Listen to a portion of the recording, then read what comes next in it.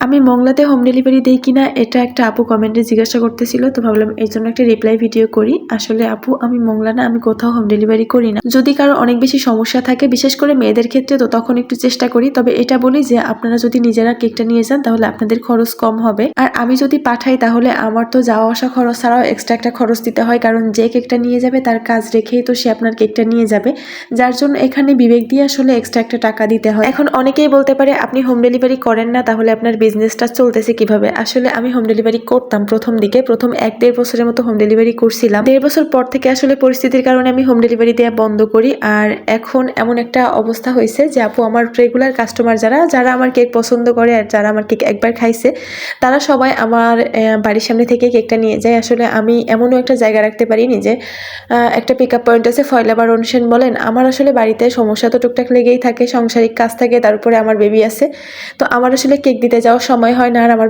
বাড়িতে এখন লোকজনেরও সংকট, যার জন্য আমি কেক পাঠাতেও পারি না খুব একটা। কেক ডেলিভারি করা নিয়ে একটা মজার ঘটনা শেয়ার করি আমি। আমার কলেজের এক বড় ভাই, তো উনি আমাকে একবার হেল্প করছিল বই দিয়ে, তো বইগুলো দেওয়ার সুযোগ হয়নি আমার প্রায় 2-2.5 বছর পর ভাইয়া নক দেয়, আপু আপনাদের ফয়লাতে পণ্য নিতে আসতেছি, আপনি কি বাড়িতে আছেন? থাকলে বইগুলো নিয়ে আসবো।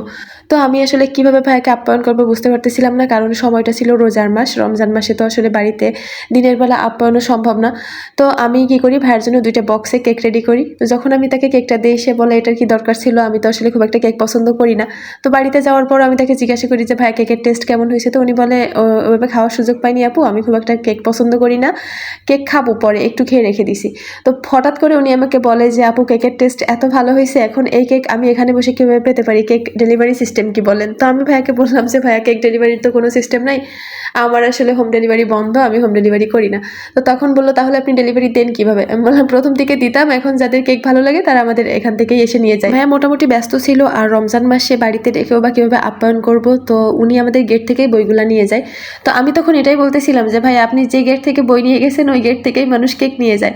তো আমাকে ভাইয়া বলতেছিল তাহলে আপনি এভাবে মানুষকে লোভ ধরাই দেন, কেক একবার পৌঁছায় দেন বা একবার খাওয়ায়, টেস্ট করায়, মজা ধরাই দিয়ে তারপর আপনি তাকে আপনার গেট পর্যন্ত নিয়ে আসেন, বিষয়টা কি এরকম?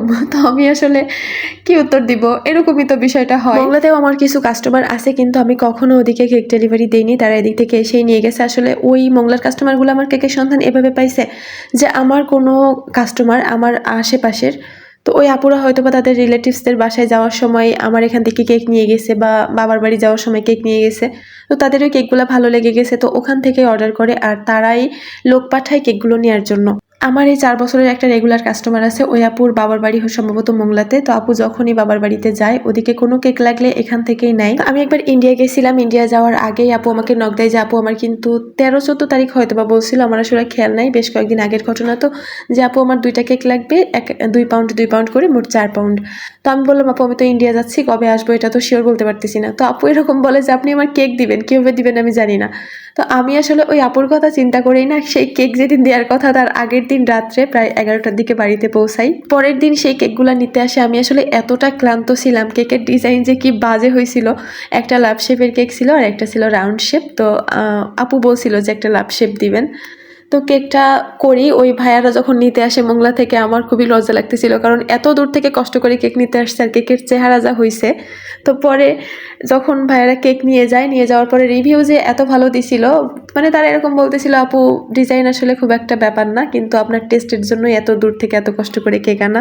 যে আপু কমেন্ট করছে ওই আপুর উদ্দেশ্যে আমি একটা কথা বলতে চাই, আপু আপনার যদি নির্দিষ্ট কোনো ডেটে কেক লাগে তাহলে আপু আমি দিতে পারবো না, সরি, কিন্তু যদি বলেন যে আমার সুবিধা মতো পাঠাতে, হয়তো বা আপনি কেক পছন্দ করেন বা আপনার কেউ কেক পছন্দ করে এখানের কেক টেস্ট করতে চান, এরকম যদি হয় তাহলে আপু আমার সুবিধা মতো, হয়তো বা আমাদের এখান থেকে কেউ মোংলাতে গেল, তার কাছে আমি পাঠিয়ে দিলাম, তো এরকম করে যদি হয় তাহলে আমি ডেলিভারিটা দিতে পারি। কিন্তু যদি একটা নির্দিষ্ট ডেট বলে দেন যে এই ডেটে কেক দিতে পারবো কিনা, তাহলে আপু আসলে সম্ভব হবে না।